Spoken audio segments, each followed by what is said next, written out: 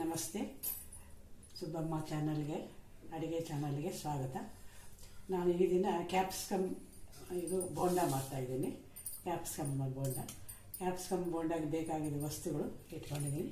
ಕೊತ್ತಂಬರಿ ಸೊಪ್ಪು ಸ್ವಲ್ಪ ಹಚ್ಕೊಂಡು ಇಟ್ಕೊಂಡಿದ್ದೀನಿ. ಸ್ವಲ್ಪ ಮೆಣಸಿನ್ಕಾಯಿ ಎರಡು ಮೂರು ಮೆಣಸಿನ್ಕಾಯಿ, ಒಂದು ಸಣ್ಣ ಈರುಳ್ಳಿ, ಸ್ವಲ್ಪ ಅಜವಾನ, ಆಮೇಲೆ ರುಚಿಗೆ ತಕ್ಕಷ್ಟು ಉಪ್ಪು, ಒಂದು ಚೂರು ಸೋಡಾ ಇಟ್ಕೊಂಡಿದ್ದೀನಿ.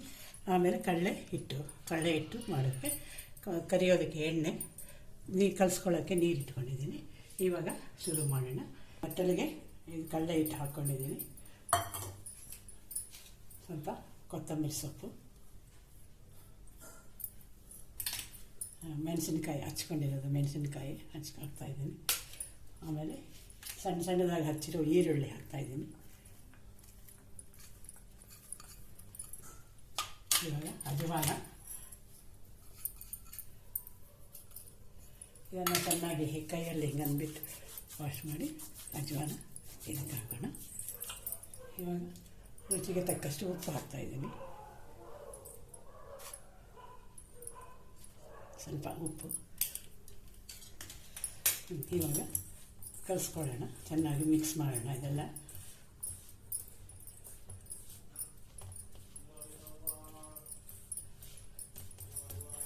ಇವಾಗ ಸ್ವಲ್ಪ ನೀರು ಹಾಕ್ಕೊಂಡು ಕಲಿಸೋಣ.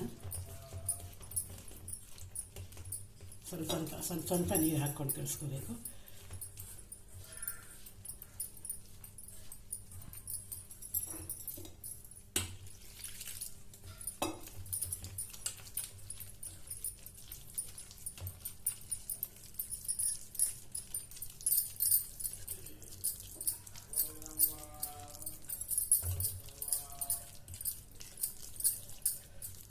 ಈ ಥರ ಅದು ಇರಬೇಕು. ಸ್ವಲ್ಪ ನೀರು ಹಾಕೋಣ.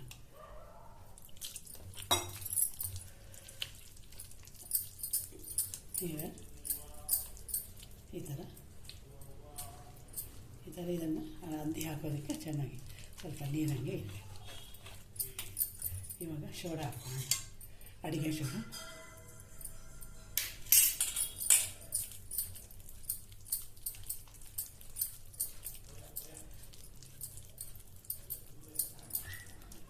ಆಯಿತು, ಕಳಿಸಿದ್ದಾಯಿತು.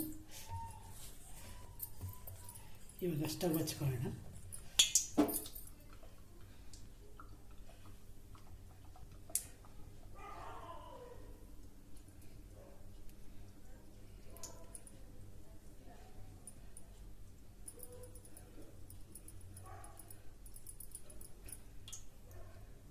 ಇನ್ನು ಸ್ವಲ್ಪ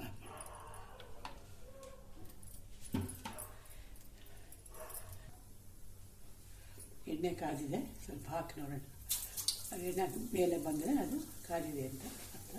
ಇವಾಗ ಕ್ಯಾಪ್ಸಿಕಮ್ ಇದರಲ್ಲಿ ಅದ್ಬಿಟ್ಟು ಅದನ್ನು ಎಣ್ಣೆಗೆ ಹಾಕೋಣ.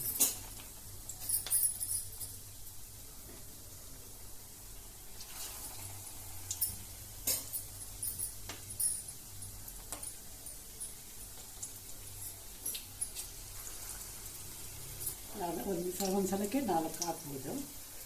ಅದು ಚೆನ್ನಾಗಿ ಹೀಟ್ ಬಂದಮೇಲೆ ಸ್ವಲ್ಪ ತಿರ್ಗಿಸಾಕಬೇಕು. ಇವಾಗ ಏನು ಮಾಡಿ ತಿರ್ಗಿಸ್ಕೊಂಡು ಇವಾಗ ಸ್ವಲ್ಪ ಹೀಟ್ ಬರಬೇಕು, ನಾವು ತಿರ್ಗಿಸ್ಕೊಳ್ಳೋಣ.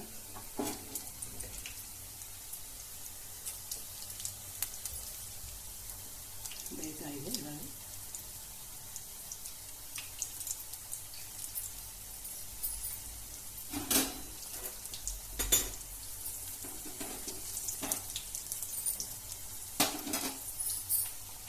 ಬೆಂದಿದೆ, ಸ್ವಲ್ಪ ತಿರುಗಿಸಾಕೋಣ.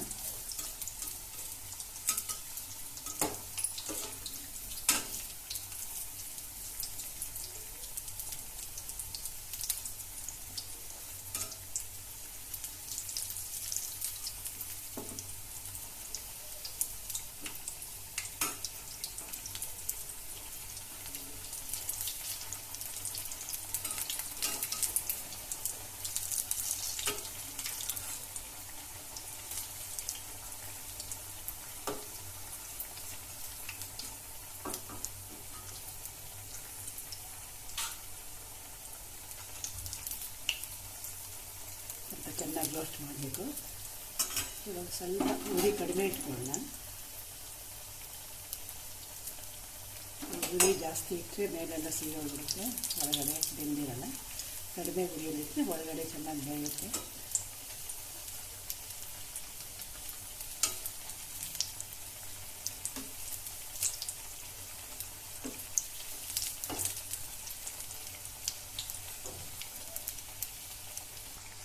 ಬೆಂದಿದೆ, ಸ್ವಲ್ಪ ಕೊಂಬಣ್ಣ ಬಂದಿದೆ. ಇವಾಗ ಇದು ಆಗಿದೆ, ತೆಗೆದ್ಬಿಡೋಣ. ನಾನು ಒಂದು ತಟ್ಟೆಗೆ ತೆಗೆದುಕೊಳ್ಳೋಣ.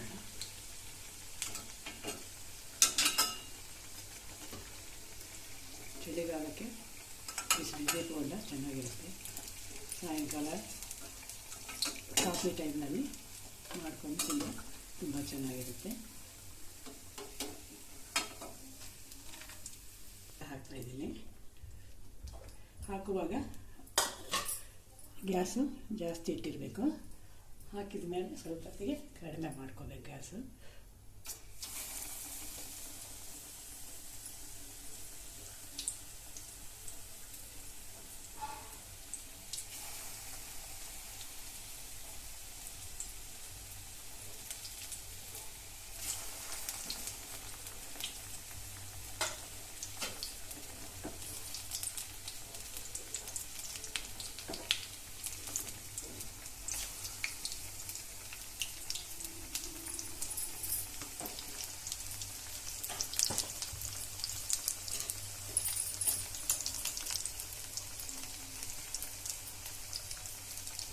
ಹಾಕಿದ್ದೀನಿ.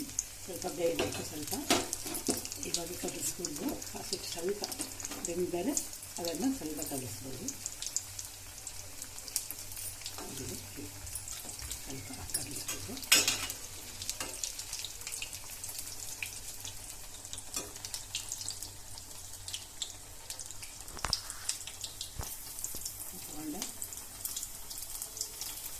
ಚಳಿಗಾಲಕ್ಕೆ ತುಂಬ ರುಚಿ ಇರುತ್ತೆ, ಮಕ್ಕಳಿಗೆ ತುಂಬ ಇಷ್ಟ ಆಗುತ್ತೆ. ಇವಾಗ ತಿಳಿಸಾಕೋಣ. ಹಿಂದುಗಡೆ ಬೆಂದಿದೆ, ಹಿಂದುಗಡೆ ಬೇಯಬೇಕು.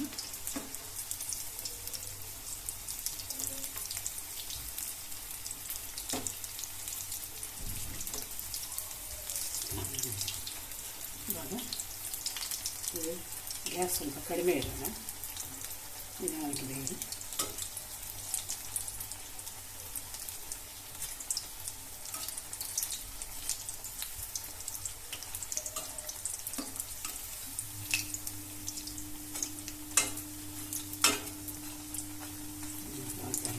ಒಂದು 2 ನಿಮಿಷ ಆಗಿದೆ ಸಾಕು. ಈಗ ಹೊಂಬಣ್ಣ ಬರ್ತಾ ಇದೆ.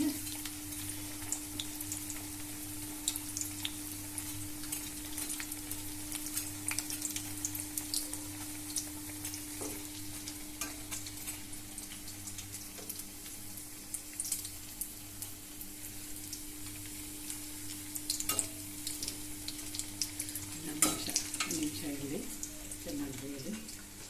ಒಳಗಿನ ಮೆಣಸಿನ್ಕಾಯಿ ಎಲ್ಲ ಸ್ವಲ್ಪ ಚೆನ್ನಾಗಿ ಮೆತ್ತಗಾಗಬೇಕು. ಒಳಗಡೆ ಈ ಥರ ಕ್ಯಾಪ್ಸಿಕಮ್ ಬಜ್ಜಿಗೆ ಅದು ತುಂಬ ಹೊಂದಿಕೊಳ್ಬೇಕು.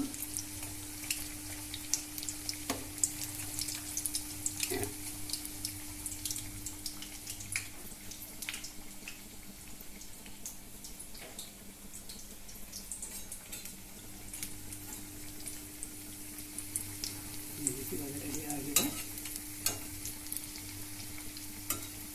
ಚೆನ್ನಾಗಿ ಬಂದಿದೆ. 2 ಕಡೆಯೂ ಚೆನ್ನಾಗಿ ಹೊಂಬಣ್ಣ ಬಂದಿದೆ. ಇವಾಗ ತೆಗೆದಿರೋಣ.